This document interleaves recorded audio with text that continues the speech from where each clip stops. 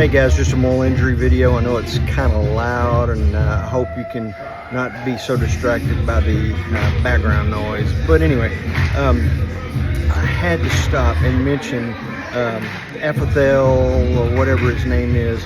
I'm just going to call him Ahithophel.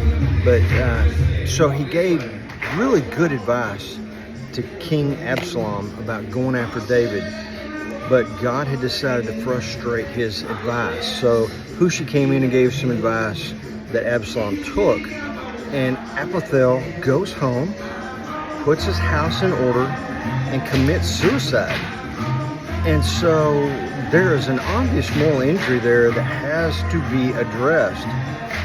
And we know that there's a lot of depression and anxiety in moral injury. But we've got to remember that it is a battle of the mind. And Ahithophel, this was not something that needed to be done.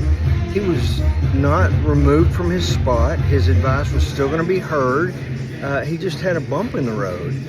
But it was, I guess he thought he had lost his place. You know, the voices in the head are telling him, oh, you're finished, you're finished. And he had obviously burned his bridge with David, so maybe he thought this was the end of the road for him. But we've got to remember it is a battle of the mind, and the enemy's going to tell you lies.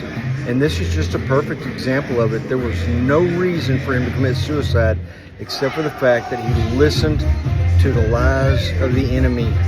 So keep that in mind as you're talking to your participants, because you may have somebody that has no reason to be in the position they are. I mean, it's not as bad as they think it is, but they're just listening to the lies of the enemy. See ya.